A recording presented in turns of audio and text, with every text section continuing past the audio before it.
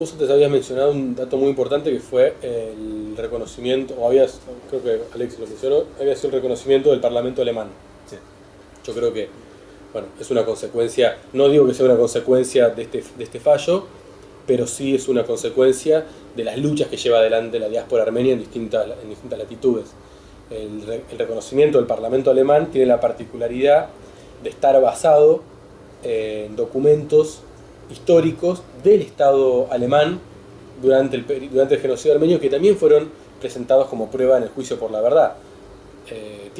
Hay una El Estado alemán es el primer parlamento de creo que es el primer parlamento de un país miembro permanente del Consejo de Seguridad de las Naciones Unidas que emite una declaración de reconocimiento del genocidio armenio. Son pequeños pasos que se van dando de lucha contra la impunidad, en un contexto donde ya a esta altura empiezan a jugar las relaciones internacionales con respecto a Turquía y con respecto a la posición negacionista de Turquía, del genocidio armenio que tiene Turquía. Otro elemento importante en estos hitos de lucha contra la impunidad, yo creo que fue el reconocimiento, la declaración del Papa Francisco en abril del 2015 en la plaza, en el Vaticano, en una misa histórica donde, pese a los intentos de la diplomacia vaticana, de un sector de la diplomacia argentina, de la diplomacia turca y de la diplomacia italiana de que reconociera el genocidio armenio, Francisco hizo una declaración categórica a favor del reconocimiento del genocidio armenio, y esto también tiene que ver, me parece, con con lo que contaba Alexis antes y la pregunta anterior sobre la conformación de la diáspora argentina y de la identidad de la diáspora. Yo lo extendería también a la uruguaya, y la diáspora del Río de la Plata, digamos, de la costa, del Río de la Plata, que tiene que ver con el rol que jugó el arzobispo de la Iglesia Armenia Argentina y su relación que tenía con Bergoglio como máxima autoridad, como el cardenal Bergoglio, y el mensaje ecuménico en el que ambos trabajaron, y que uno de sus ejes era la cuestión del genocidio armenio. Uno de los comentarios era, por la propia naturaleza de los armenios, que siempre hablamos de genocidio armenio, bueno, Bergoglio ya conocía la cuestión desde antes de ser papa, fiel a su compromiso con los armenios y con el arzobispo armenio en Argentina. Cuando fue la hora de hacer el reconocimiento en el lugar más alto que puede tener un católico, que es el máximo pontificado, hizo un reconocimiento expreso. Entonces, bueno, en los últimos años ha habido no solo el fallo judicial, sino otros avances en el ámbito, digamos, parlamentario, en el ámbito de lo religioso, pero que todos van hacia una misma dirección, que es la búsqueda de justicia y el fin de la impunidad y de la mentira. Y es interesante, Sí. perdón, que el Vaticano tiene una gran cantidad de documentación sumamente descriptiva de lo que fue el genocidio. Sí, O sea, los milicos y los curas archivan todo. pero sumamente descriptiva eh, y tal vez a diferencia de otros procesos, en este caso en favor del intento de salvar a gran cantidad de armenios. En el caso de los documentos vaticanos del genocidio armenio, por lo menos. Y es también, de vuelta, volviendo a los documentos, que es una parte que sería casi a veces un detrás de escena, pero es la estructura que da carne a llevar adelante un juicio en muchas Sí. oportunidades. Los alemanes también.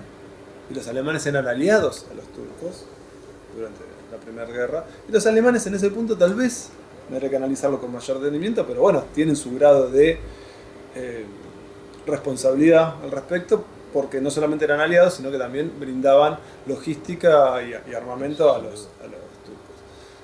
Y tiene una gran cantidad de documentación escrita y en muchos casos imágenes y fotografías de oficiales alemanes que se daban en el interior del Imperio Otomano con los armenios que estaban siendo hambreados, masacrados, expulsados de sus casas, de sus ciudades. Entonces ahí está. El Vaticano también tiene su contradicción ahí. Bueno, no sé en el contexto de la Primera Guerra, pero en la Segunda... En la segunda es otra, bueno, es otro momento. No sé en la Sí, primera, sí, sí, sí. pero digo, me sorprende mucho lo que me estás diciendo. Mira, Grandemente me después, sorprende, ¿no? a ver, también hay una cuestión que tiene un alto grado de lógica, que es que las minorías armenias son en un 95% de la iglesia armenia, católica armenia, y en un 5% de apostólica romana. Aún así, hay por lo menos documentación en la cual se intenta por lo menos establecer apoyo de el Papa, si yo no estoy mal en ese momento era Benedicto XV, con el patriarca armenio para brindar apoyo y por lo menos presentar algún tipo de protesta ante el sultán en Constantinopla. Que son de vuelta, es muy interesante porque las relaciones entre ambas iglesias no era la mejor y sin embargo en ese caso es como, bueno, salen en apoyo. Y no solamente el Vaticano, muchos países denuncian en el momento en el que se está llevando a cabo el genocidio. En 1915, 1916, corresponsales de guerra que están mencionando los crímenes, no hablan del genocidio porque la palabra no existe para esa época, crímenes contra la cristiandad, crímenes de lesa humanidad, masacres, matanzas.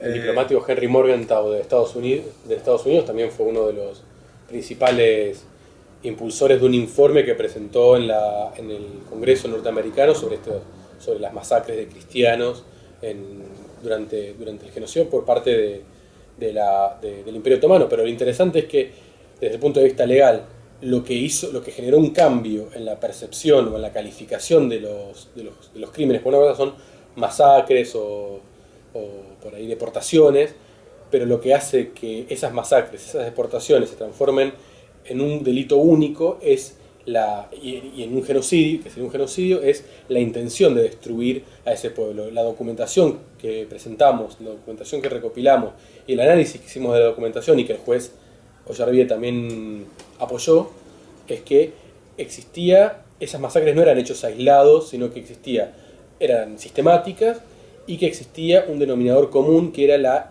el intento de eliminación de los armenios. Esto es lo que es el punto clave que hace. ¿Es un etnocidio entonces? No, es un genocidio. Recordemos que la definición jurídica habla de grupos étnicos, o sea, para hablar de genocidio se habla de eliminación sistemática e intencional de grupo étnico, está implícito, de una nación, de grupos religiosos, de grupos raciales. 1940 y pico, 48, que es que la ONU lo avala como tal. Porque también muchas veces habla de etnocidios yo en ese punto me parece que a veces el exceso de conceptos difumina un poco el sentido. Es un genocidio, es un proceso que además después se da, es un proceso en el cual el propio Estado, esto está relacionado con lo que hablamos antes, el propio Estado toma la decisión de eliminar a integrantes de su propio Estado. O sea, el movimiento, para mí, interesante desde el punto de vista de los genocidios, es que las Fuerzas Armadas, las Fuerzas de Seguridad, que supuestamente tienen el rol de proteger al Estado contra enemigos externos, en los genocidios invierten ese rol y llevan adelante esas fuerzas para la eliminación de integrantes de su propio Estado.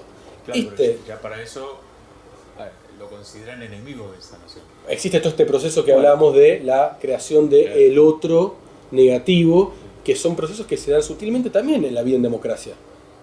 Sí. La discriminación, la discriminación, los casos de bullying, los casos de discriminación, los casos de violencia también son casos de creación de autoridad negativa, en niveles infinitamente menores a los casos que en un genocidio. Pero si eso no se frena y se multiplica, la fuerza centrífuga de ese proceso puede desembocar en violencia estatal.